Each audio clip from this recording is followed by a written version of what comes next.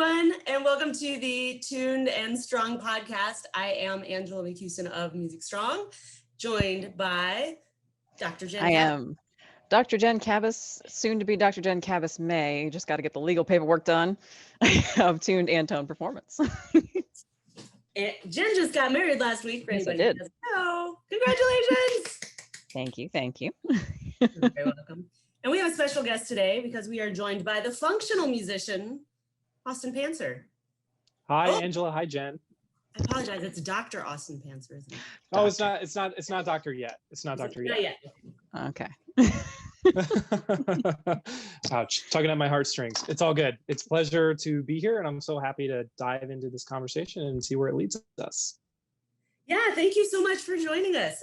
If you don't mind, can you just tell us a little bit about you and what you do and how you got into this, for people who don't follow you on Instagram and don't have a clue who you are? Yeah, sure. Would love to. So, well, my name's Austin Pancer. I'm the CEO and founder of The Functional Musician, where we help musicians live and perform without pain. And I got into this line of work, into the health and wellness field, because back in my graduate school degrees, went to Indiana University for my master's to performance diploma and finishing up a doctorate there. So 8 years so far. It's been a journey. But 3 out of those 8 years, I entered a pretty debilitating injury cycle. I did my master's in tenor trombone. And then when I went to my performance diploma, I switched over to bass trombone. It was actually really cool because the only difference, literally only difference, was it was the same model, same type, just in bass trombone form. So it worked out really, really well. But I was doing everything. I was like playing 8 to 10 hours a day. I was in jazz band, orchestra, brass quintet, preparing for an audition and a recital, an excerpt class, on top of lessons every week, and some other, chamber stuff going on. So it was pretty crazy. And I loved it very, very much. But as you can imagine, that was not sustainable at all. And it caught up to me pretty quickly. It was like in the span of like 1 month, just 1 month. It was like a couple of weeks after my birthday, actually, now that I reflect on that. But it's like I was in jazz bands, a couple weeks leading up to it. I was experiencing numbness and tingling, some sharp pain, some of that fire sensation in the forearm. But it wasn't anything like serious. Like I was just like, cool. Like obviously I'm playing too much. Like let's back off the reins a little bit. But it was just too much playing in a day. And I also I enjoyed going out with my friends and drinking beer, and I probably wasn't sleeping well. And I don't even know if I was really on top of my hydration. So all of these factors just kind of accumulated and developed. And I was just sitting in jazz band and brought up my arm and boom, blew out my forearm. And it started this 3-year injury cycle where it's it went to the forearm, my left shoulder, my right shoulder. I had huge knots everywhere on my back, but I'll never forget being in a massage therapy session, first one, and she's like, are these knots? They're the size of golf balls. What do you do for a living? And I was like, yeah, I play trombone. And she's like, oh man, these things are just so rough. I don't even know if I can focus on these today because they're so tight. So she actually ended up focusing other places too. So it's just it was really discouraging in that sense, but really intense, really intense. And during that journey too, I tried a bunch of different things. I actually did rehabilitate my forearm. I got back, it took me about 7 months. I played an ergobone. It's like a metal springy stick I can put my trombone on, and I ended up playing that in orchestra and jazz band. You can probably find pictures of me on the internet doing that. But in the summer, I was like, cool, I'm gonna get back. My forearm feels good. Let's ramp back up. And I was only playing ramped up to 2 hours a day. And all of those habits that I've lived with my entire life came back pretty quickly. And as a result, all of that tension and pain, which no longer occurred in my forearm, and went to my shoulder, and I blew out my shoulder. And then went to the other shoulder. And during all of these things, I went to doctors who, Angela, I know you can relate because I've been following this podcast as well as your blog for a long time. But 3 or 4 doctors told me you should look at other career paths. Yeah, come on. Other career paths after I, already being in school, post-secondary education for 6, 7, 8 years. Yeah. Oh, super annoying. Anyway, so I ended up taking some. Oh, I'm sorry. No, I just said it's a pet peeve. I hate that. Yeah, Mm-hmm. it's Cop it's out. like they weren't really meeting me where I was. They weren't really trying to hear me out. They were just trying to get me in and out the door as quick as possible. It's like they didn't even want to truly help or connect with like me as a human. But like I went to Alexander Technique. I was experimenting with Feldenkrais. I did yoga 3 times a week, massage therapy, chiropractor, physical therapy for about a year and a half. And all of it like helped in its own unique way in a lot of different ways, but there were still a lot of pieces missing for me because I still kept injuring myself. I still kept falling back in my old habits, and I just couldn't figure out what was going on. And honestly, like after doing that and investing in myself and my health, trying to figure this out while balancing a doctoral education on top of that, I was just done. I was just like, this is stupid. This is not what I want to do for the rest of my life. I want to be happy. I deserve to be happy. So this is what I literally thought. I was like, okay, I'm going to drop out of school. I'm just going to do it. I'm not going to tell my family until I have a backup plan. So I'll be a personal trainer. It's something I've always thought about doing. It sounds fun. I like going to the gym. I like helping people. It seemed like it would be really, really fun. So I ended up getting a certification. It is fun. Yeah, it is fun. Totally. It is a blast. And actually, Angela, you're the one who inspired me to pursue those certifications in the first place, because you're the only one out there, at least at the time that I was aware of, that was actually doing anything related to musician health and wellness in terms of strength building, stretching, exercise, just anything in general. So I was like, cool. Like I love all of the concepts she's talking about. So I ended up going to the National Academy of Sports Medicine for a personal trainer certification. Boom, there you go. And then what really inspired me too is the corrective exercise portion, because that's something that really resonated with me, just as terms as like, I wonder if that could kind of like fix my stuff. Yeah. And you know what? It did. It helped so much. And I couldn't believe it. I was just applying it to myself to see like what concepts, like just trying to like master it so I could pass the test, because that is a hard test. That was like one of the hardest tests I've ever taken. It was hard. I was like, all right, here we go. Same thing. Yeah, same thing. When I took that test, I thought, this is the hardest thing I've done next to my master's comps. This is insane. It is crazy hard. Super worth it. And I kept telling myself, like, if I can pass early music history, I can pass this test. that was my motto for like 3 months when I was studying for it. I was like, this is insane. But yeah, so kind of like fast forward a little bit, as I started to make improvements and progress with these different concepts from NASM, I started getting back to a point where I could play without pain a little bit, just like 15 minutes at a time. But you know what? That was enough for my creative self in my heart to give me more hope. And I was like, maybe I won't drop out of school. And then I ended up continuing along and got up to a point where I could actually practice a couple hours a day. And then I got to my first recital. It was a chamber recital, and I actually got through without my body just like screaming at me. It was tired, it was fatigued, but in a really good way, after like a really good like cardio session, and you're just like, oh, I'm so exhausted, but man, did that feel good. And it's been uphill ever since. And when COVID started, I've been like formulating how exactly I wanted to like help other people and musicians, because I believe giving back is a great way to just connect with other people. And you can't keep this information in when it's when the information about there for musicians is just so young. Not there. There's just like, yeah, it's not there. It's almost non-existent. So it's like, we almost have like a duty to the bigger self and the bigger world, our community, to help and put that information out there. So when COVID happened, I was like, you know what? It's either I'm going to sit around playing Assassin's Creed Odyssey and put in like 150 hours into this game, or I can do something meaningful and productive and like help people and actually pursue something I've wanted to do for like 3 or 4 years. And that's kind of how like the functional musician came about. And it's been a journey. But I'm really grateful to be able to help other people through their own unique experiences and their own journeys, and just help discover what health and wellness means for them and what kind of life other people can live. And I'm sure you feel the same way. And I'd love to just kind of hear your take on kind of your approach to that as well. But that's like the long, short story of how I got to be to where I am today. That's super awesome. And I think we had a phone conversation a few years ago, didn't we? Back when you were at IU, was it? We probably did. Honestly, the time at IU, being a grad student with how much was going on, it's a little foggy for me. still. I'm still kind of processing everything that happened, believe it or not. And it's been like a year and a half since I've been there. Sounds about Oh right. no, it's been like a year.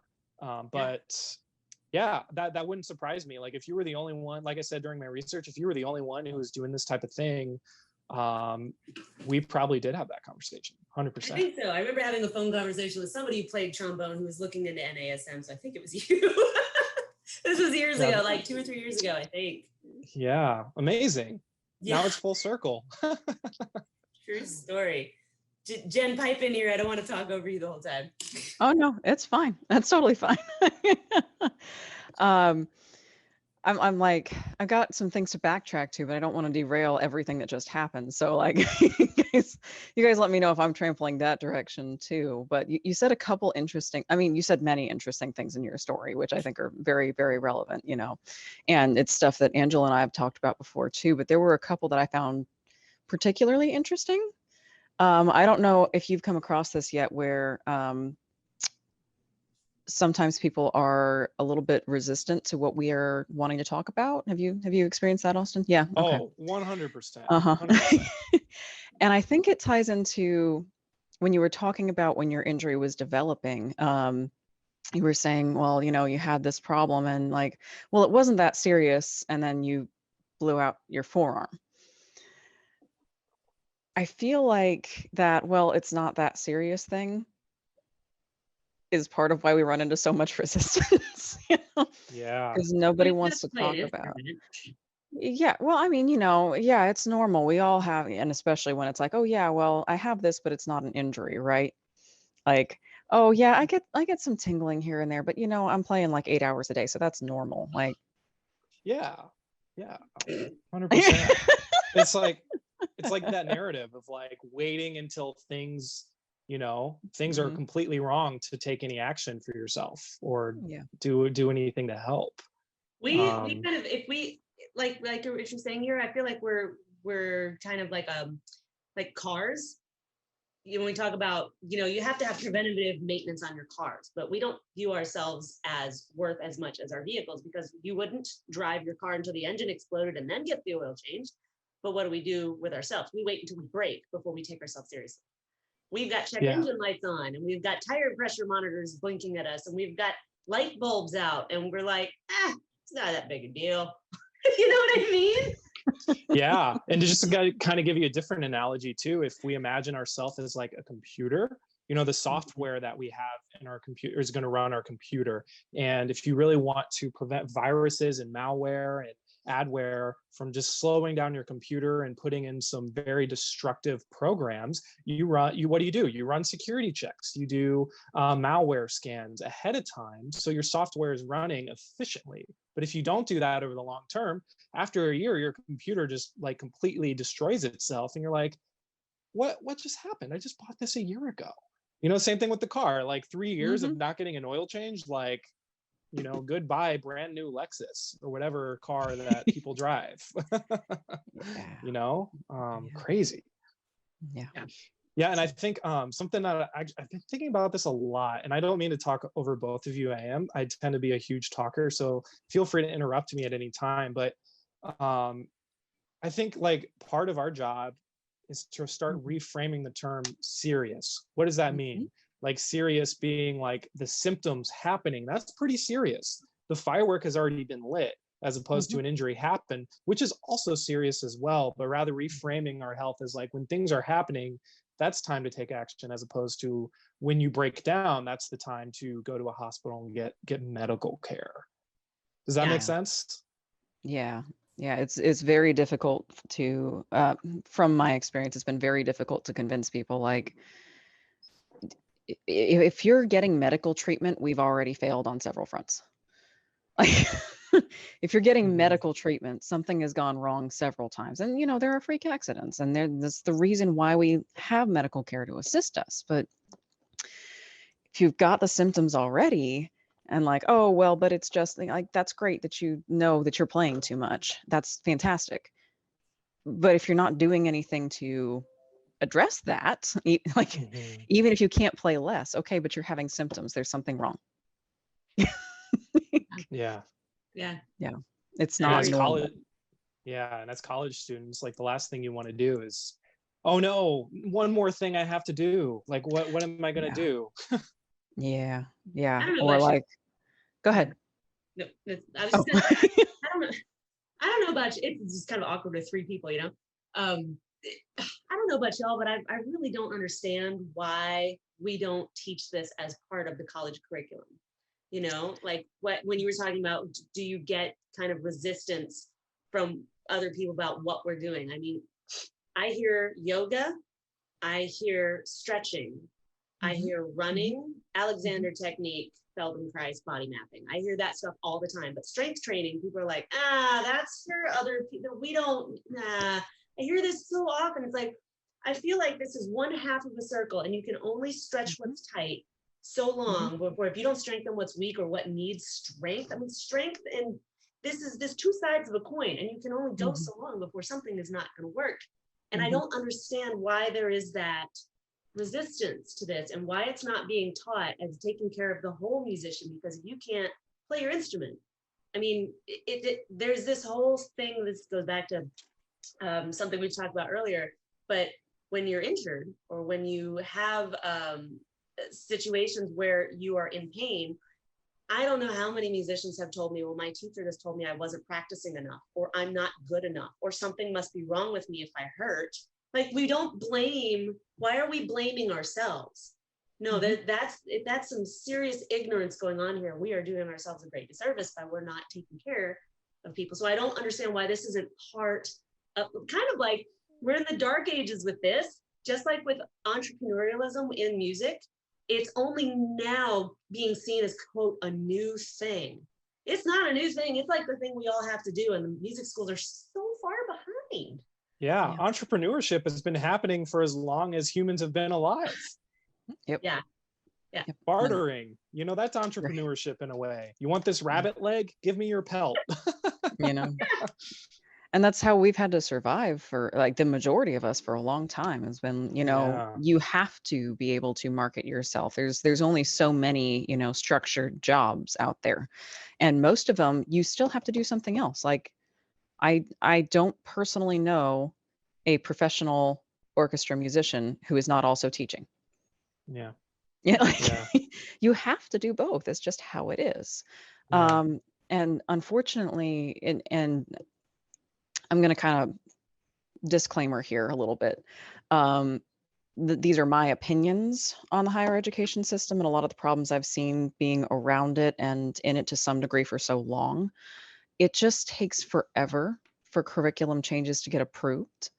Um, Unfortunately, a lot of the people in previous generations, in my opinion, who have made it to the current teaching jobs when what we're doing wasn't available. It was barely being researched, or had been started. The research started, and then it was like, well, what do we do about it?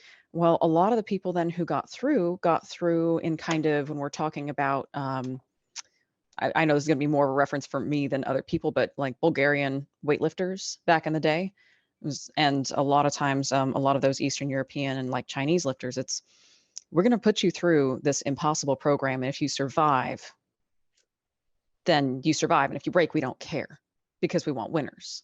And so they end up with very naturally um, physically gifted movers, who just have good movement patterns to begin with. But that doesn't mean that they didn't have other great lifter potentials. Maybe somebody who could have lifted more just couldn't survive the system. Um, and so I feel like there's a little bit of a parallel to a lot of these jobs. Not all of them, clearly, not all of them, because there are some great educators out there in higher education, but there are a number of them that I've met and I've kind of listened to and talked to. And my impression is like, okay, well, you got this job because you happened to be gifted in what you do without needing assistance with relearning movement patterns, that kind of thing. But that doesn't mean that there's something wrong with your students who do need assistance. You just happen to be lucky enough to survive what was available to you at the time. Yeah. Um, And I think, yeah. yeah, Go ahead. I totally agree with that. And, I'd also like to add in there are teachers out there who are really stuck in their own ways. who have a Yes. particular way of teaching and put all of their students in this box. And if the student doesn't fit the box, that's on the student type of thing. And they even have whole entire syllabi Syllabi. created around students' expectations to fit into the teacher's Mhm. ideal box rather than meet the Mhm. student where they are.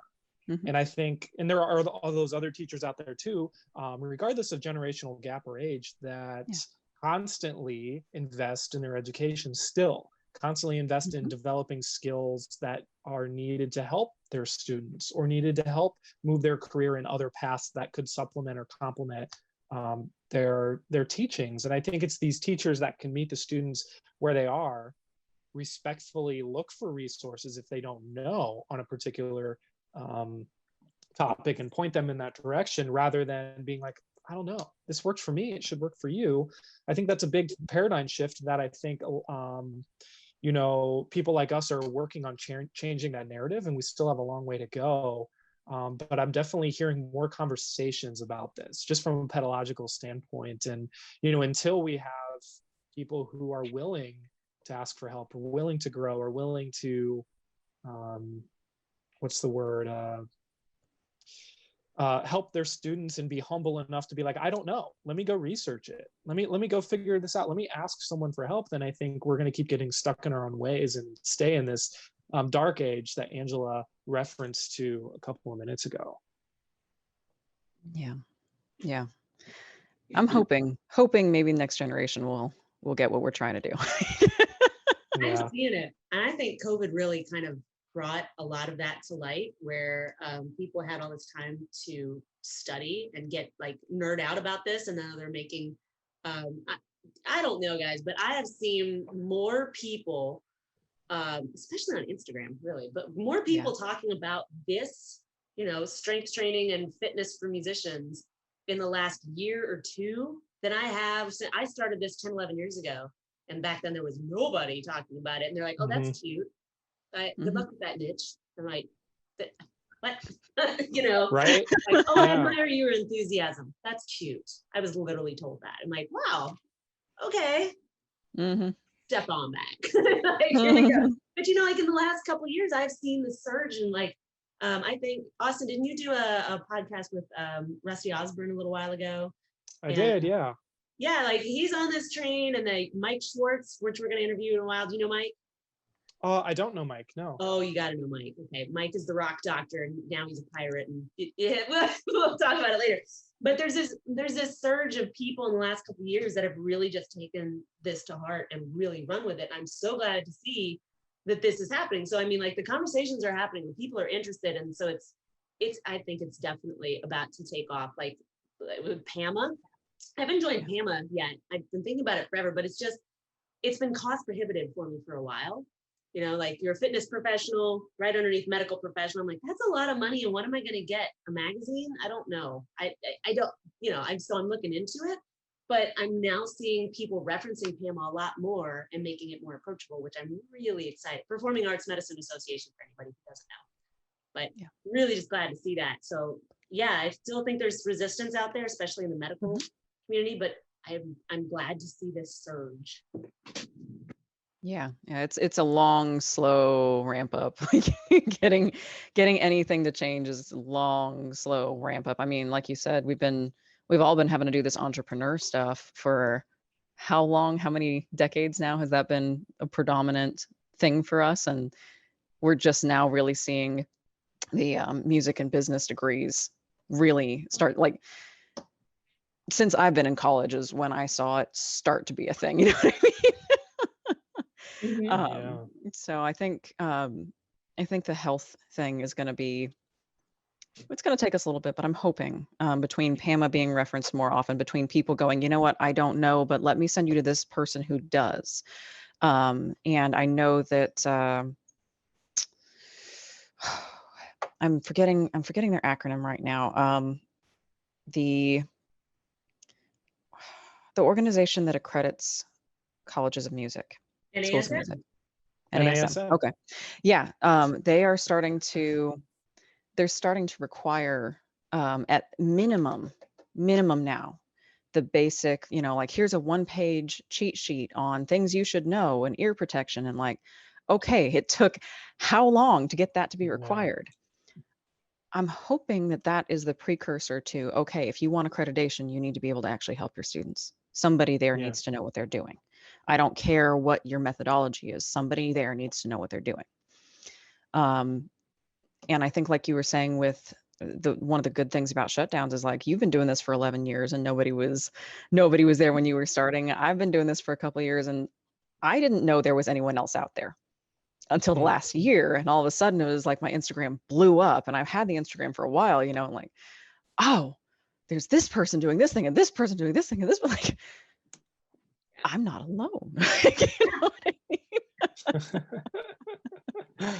Yeah. After a while, you're like, I'm talking to people who don't understand what I do, and I can't explain it to them because they're so resistant and there's no one else doing it.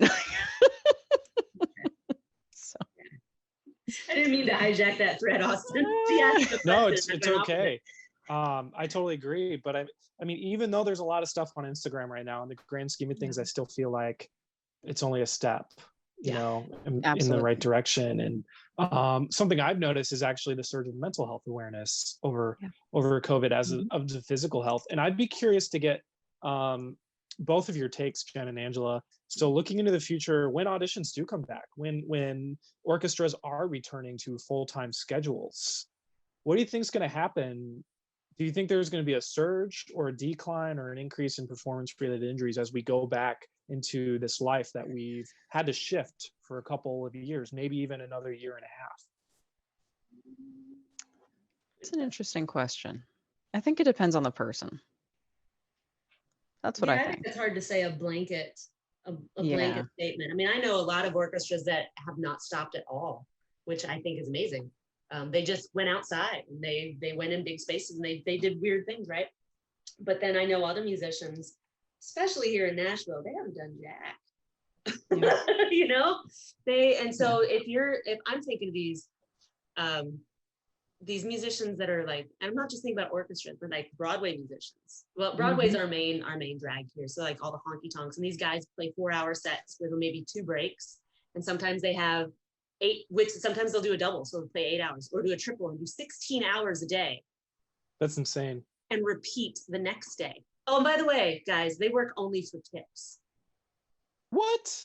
Yeah, no, welcome to Nashville. It's and so the only reason that hasn't changed is because all these new people who want to break into the business will agree to play for free. So they can't change the model. Oh. Yeah, it sucks. So if you come to Nashville, drop those $100 bills to the band because they're not making anything otherwise, and they're playing 16 hours a day.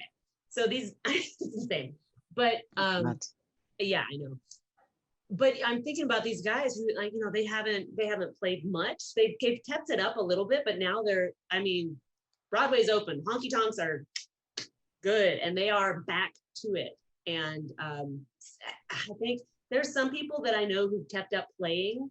Like there's one person I could think of he'll play 4, 5, 8 hours a day just practicing because he doesn't know what else to do, right? But then there are other people who haven't done anything. So I think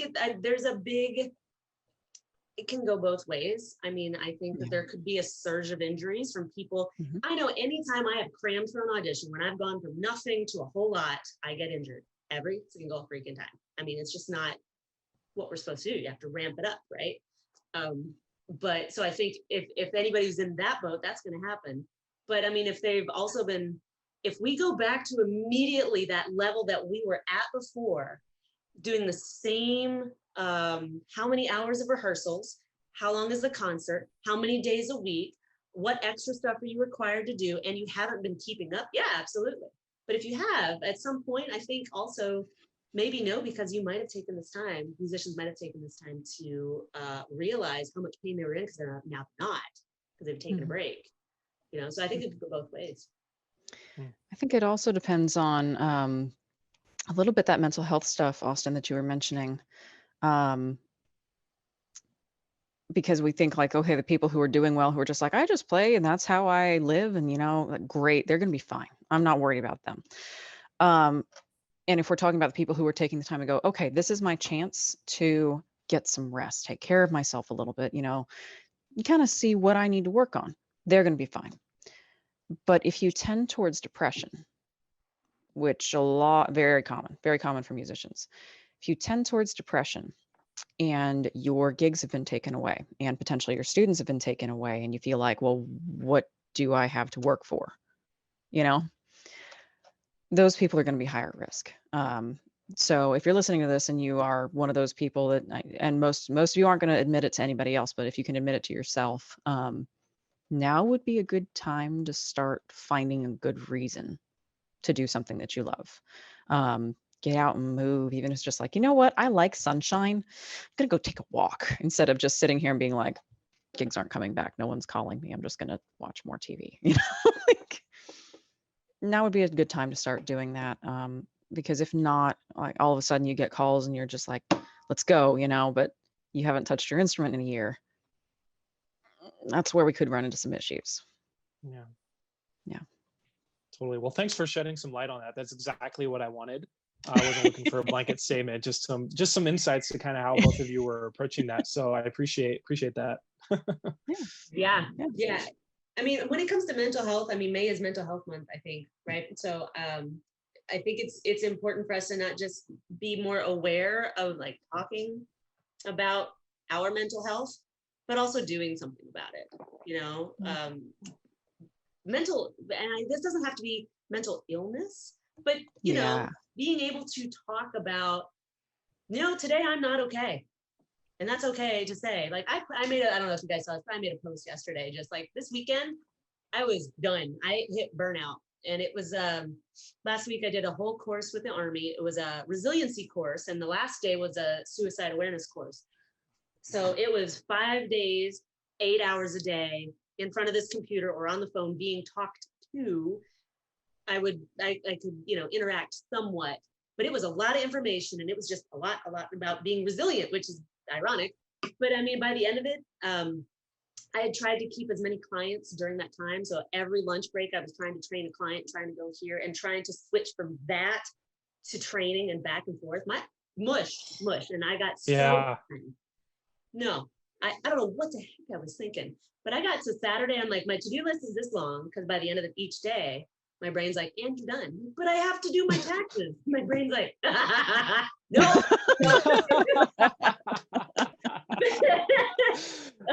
If I didn't have 5 days of workshop, my brain would still be like, you have to do your taxes. Good luck.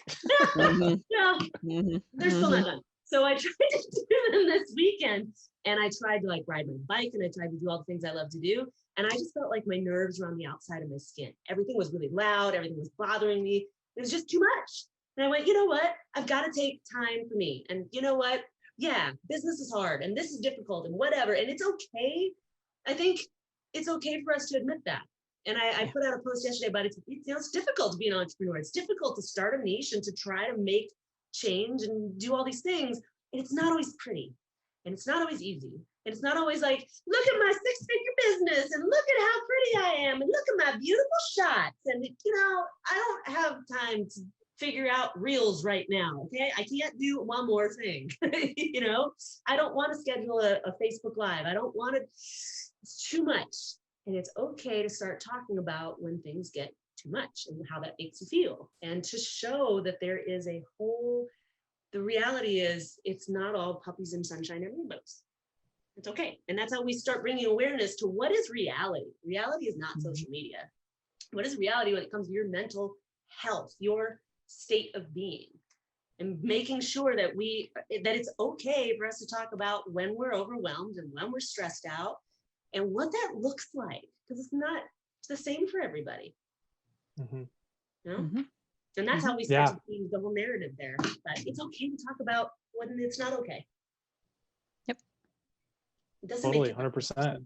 And everybody's business is going to look different. Everybody's musical journey is going to look different. Everybody's injury is going to look different. Like everybody's unique in their own, you know, not sound woo-woo, but like special way. It's true. So it's like, you know, comparing yourself and just accepting your journey and working through those emotions and those feelings as they happen is a really powerful way, I think, to live, even if it may feel like crap sometimes. And I totally relate to you with the burnout. I've been burnt out more times than I can count, and that stuff hits you hard, real hard. So, but Angela, you made it. 5 days of crazy scheduling. Like, Little hammock and read a book. Like, you've deserved it. Like, that's amazing. Yeah, but my taxes still aren't done. And your taxes, yeah. Today. You'll get there. You'll get there. It's okay. Anyway, It's okay. yeah, that's true. That's true. I mean, it's just because you've had when you're burned out doesn't mean you have to live in a state of burnout, but you do have to understand what that looks like for you and understand how can I take care of myself in this moment. And then, you know what, today's a good day. I'm feeling better about it. I'm excited. I'm ready to get back into it. But I had to take the weekend, not do what I had planned because it wasn't right. I don't care that the weather was perfect. I could care less about riding my bike. You know, I didn't want to do it. I took a nap. I got in a float tank. I did a sauna. I did stuff I've never done, you know, just chill. I didn't do chores. I didn't write. I didn't nothing. And that was what I needed.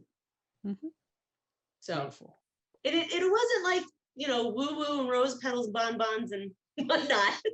But it was, I can't do the things that, if the things that bring me joy are not bringing me joy right now, that's a big hello. You got to stop. You got to not, who cares what's expected of you right now? You got to not do that and take care of you. And you got to figure out what it is that you need to do to take care of you. Yeah. So look for everybody.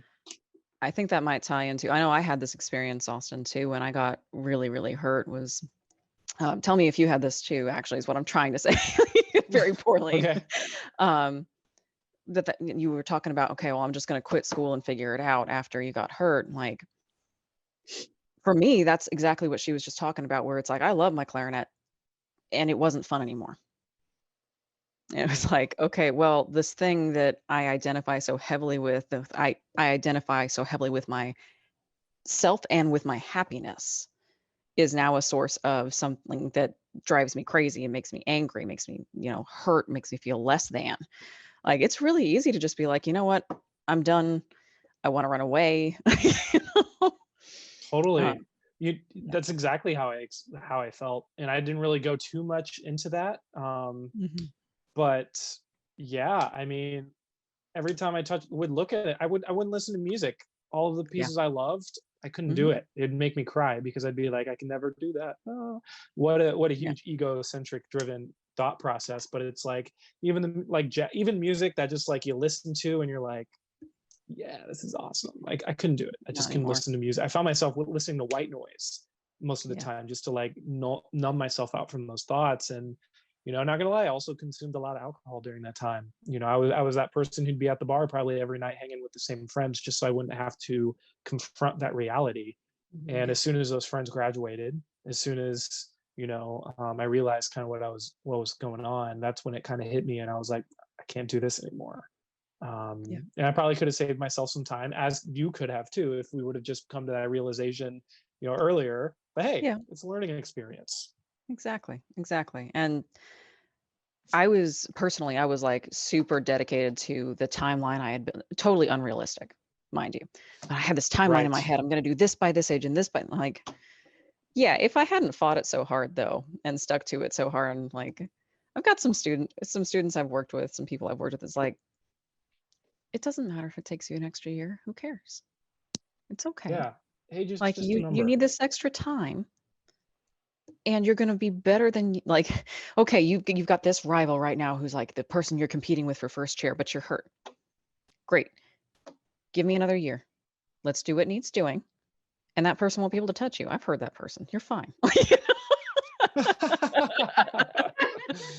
Like, not to be that, there's plenty of times when that is not the case, but one of them in particular was like, just take the time now and you will never have to worry about that again. But I don't think if I hadn't fought it so hard and spent all that time like, well, no, I have to do this right. I don't think I'd be able to say that to a student. You know what I mean? Yeah. So shifting gears, because I know we got to go here in a couple minutes. Austin, tell us like about some of the things that you do. How you sure. Yeah. So for me, you know, like I said earlier, I help musicians live and perform without pain. But what I really do is I work closely on an individual basis, kind of like you do. And I work all online right now because of COVID. But basically what I do is I meet someone where they are and I develop a health and wellness plan to get them back on track so they can just live their best selves. And the musicians that I work with do experience pain on some level, whether it's chronic pain, maybe they worked through an injury in the past and things are still happening. But I've found that approaching it in a holistic way has been very beneficial for a lot of people. We're talking not only the strengthening, but we're talking about, regular movement. We're talking about daily health and wellness habits, getting high quality deep sleep, what you put in your body actually matters, staying hydrated, the stories you're telling yourself. And more importantly, I think something that doesn't get talked about too is the mindfulness of it, because it doesn't matter how much information you have. You can go out there and you can research all of the health and wellness information you have, but if you don't have an implementable plan, if you don't have a plan of action combined with actual action, you just have information that you can't necessarily use. So part of what I do too is to provide accountability, to encourage people to actually take action towards creating these healthier habits and rewriting these neural pathways of what they actually want to be doing. And that can be very, very, very, very hard alone. That's why I kept reverting back to my old destructive habits, no matter what happened. But having that accountability and encouraging people and reminding them of the bigger picture and helping them discover their big why and ways they can show up for themselves, even if they don't feel like it. Showing up for yourself on a day where you maybe feel like absolutely crap. That's really, really important. And it's the people that figure out about themselves and learn and are able to show up for themselves on the worst day as best they can are the people who are going to succeed in any venture that they do. Whether it is like, the best I can do today is go out, take a walk, and read a book. That's completely okay. But, everybody's different. And I think the focus on high quality movement combined with your environment and combined with mindfulness is a really effective approach that can benefit almost everyone, regardless of whether you're a musician or a human. And for those of you that have never heard of me before, definitely go give me a follow on the Functional Musician at Instagram. I also have Functional Musician Perform Without Pain Facebook group as well. So be sure to go check out those resources. I was just going to ask. Cool. Beautiful. Perfect. Answered all the Same questions wavelength. I had too. Yeah. Are you doing any sort of type of programs or just one-on-one currently? Yeah. So the program that I do is a 90-day program. And during that time, we do work one-on-one. As of right now, there are no other programs that I work on. I have a pretty, intent level of focus with just this program that is also ever adapting and adaptive as more people go through and graduate from the program. But I find that 90 days is it's like the perfect amount of time for whatever reason for any type of health and wellness change. The body probably more than I do because you've been in this business longer than I have, but it just takes some time for the body to change and adapt and build that momentum. So yeah. Right on. So people can find you at the Functional Musician on Instagram. And where else can they find you again? If somebody wants to get in touch with you? If you want to find me, honestly, the Functional Musician at anything is, where I'm going to be at. The functionalmusician.com, the Functional Musician Facebook group, Functional Musician LinkedIn, Instagram. Perfect. Yeah. Awesome. Well, I feel like we just started talking, but I know that went by so fast. We should probably do this again and have part 2. Yeah, part 2. That would be cool. And I won't. When we schedule it too, I'll schedule in where I have more than an hour block so we can really dive in. But thanks, Jen and Angela, for this awesome conversation. And it was a pleasure to be a part of this podcast. All right. Thank you so much for coming out and hanging out with us. I mean, really appreciate it. Yeah, my pleasure. All right. We'll talk soon. All right. Bye. Okay, bye.